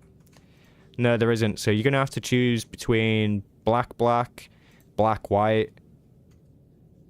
metallic black, chrome white, metallic black, matte and metallic black, black and white and black, metallic black and matte black, and then metallic black underneath. How many blacks do we have? Wait, do not clip that. Do not clip that. I'm talking about dyes, okay? There's a lot of black dyes here.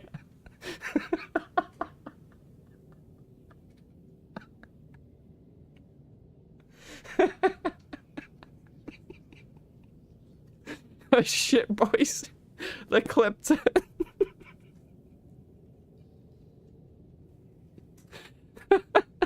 I'm cancelled. Moving. Shut down the country. The country, the channel. Oh no.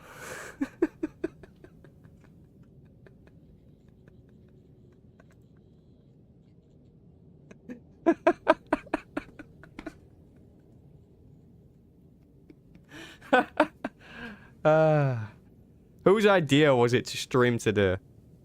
Terrible idea. You want black white? Alright. Just black white. Good choice. Oh man. Alright, I have your goddamn dye. I have the dye and it cost me everything. It cost me my reputation. It cost me my innocence.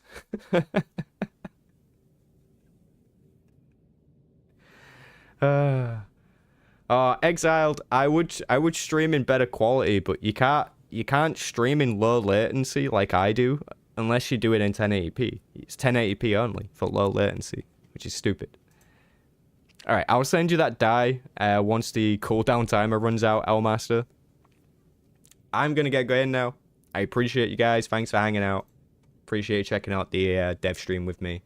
And thank you for attempting to get me cancelled. I truly appreciate that more than anything in this world. And if you can't tell, I am being completely sarcastic. Alright, thank you very much. And I will catch you guys next time. Peace out.